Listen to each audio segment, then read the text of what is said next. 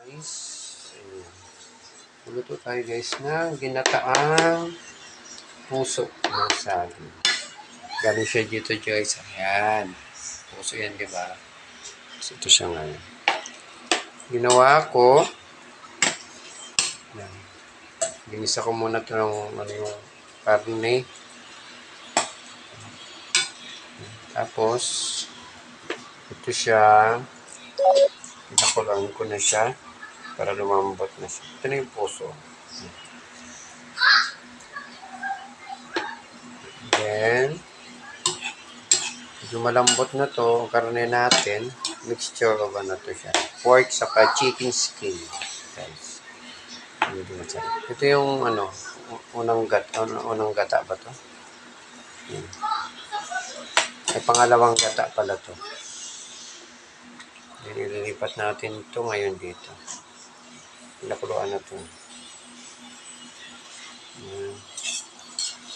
Itong aming ulam. Yan. Healthy. Very healthy. Hindi ko na isama yung ano, sabaw.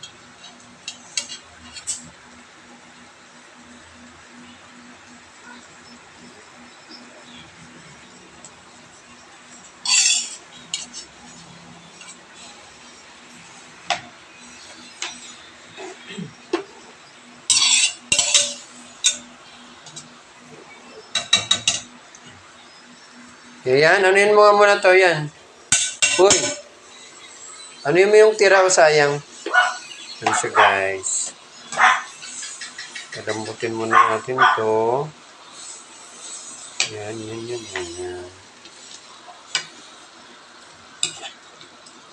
Pakuloyin natin ito ng ano, mga ilang minuto.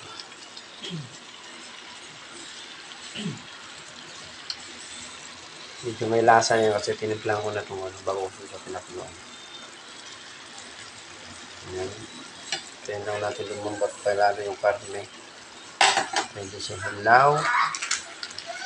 Lagyan natin ang asin. Asin, and here. Salt. Konting salt. Pepper. Pepper. Yan, pepper. Konting pepper. Sigata ito rin. And sikreto. Yung sikreto natin. Yan. Magic, of course.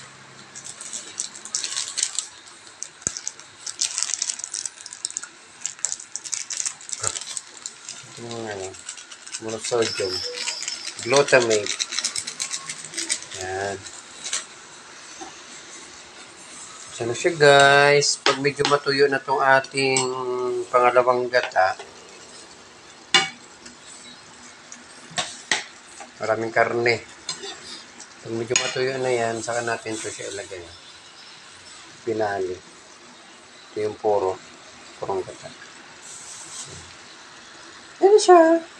Ginataang puso ng saging. Sarap.